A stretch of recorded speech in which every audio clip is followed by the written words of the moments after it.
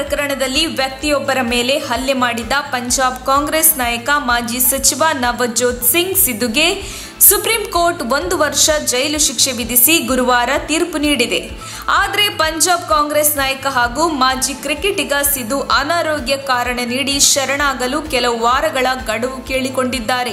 ಭಾರತದ ಕ್ರಿಕೆಟ್ ತಂಡದಲ್ಲಿ ಆಡುತ್ತಿದ್ದ ಸಿಧು 1988ರ ಡಿಸೆಂಬರ್ 27ರಂದು ಚಂಡೀಗಢದ ಪಟಿಯಾಲದಲ್ಲಿ ರಸ್ತೆ ರಂಪಾಟದಲ್ಲಿ ವೃದ್ಧರೊಬ್ಬರ ಮೇಲೆ ಸಿಧು ಹಲ್ಲೆ ನಡೆಸಿದ್ದರು. ಚಿಕಿತ್ಸೆ ಫಲಿಸದ ಕಾರಣ ವೃದ್ಧ ಆಸ್ಪತ್ರೆಯಲ್ಲಿ ಮೃತಪಟ್ಟಿದ್ದರು.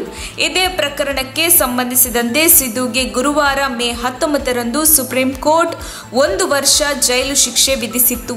ಆದರೆ ಇದೀಗ ಶರಣಾಗಲು ಕೆಲವು ವಾರಗಳ ಕಾಲಾವಕಾಶ ಬೇಕೆಂದು ಸಿಧು ಕೋರ್ಟ್ಗೆ ಮನವಿ ಸಲ್ಲಿಸಿದ್ದಾರೆ. ಸಿಧು ಅವರು ಅನಾರೋಗ್ಯದಿಂದ ಬಳಲುತ್ತಿರುವ ಹಿನ್ನೆಲೆಯಲ್ಲಿ ಅವರಿಗೆ ಕಾಲಾವಕಾಶ ನೀಡುವಂತೆ ಸಿಧು ಪರ ವಕೀಲ ಅಭಿಷೇಕ್ ಮನು ಸಿಂಘ್ವಿ ಅವರು ಸುಪ್ರೀಂ ಕೋರ್ಟ್ ನ್ಯಾಯಾಧೀಶರಾದ ಎಎಂ ಖಾನ್ ವಿಲ್ಕರ್ ಅವರಿಗೆ ಮನವಿ ಸಲ್ಲಿಸಿದ್ದು, ಸುಪ್ರೀಂ ಕೋರ್ಟ್ ಮುಖ್ಯ ನ್ಯಾಯಮೂರ್ತಿ ಎನ್.ವಿ. ರಮಣ ಅವರಿಗೂ ಮೊರೆ ಹೋಗಿದ್ದಾರೆ.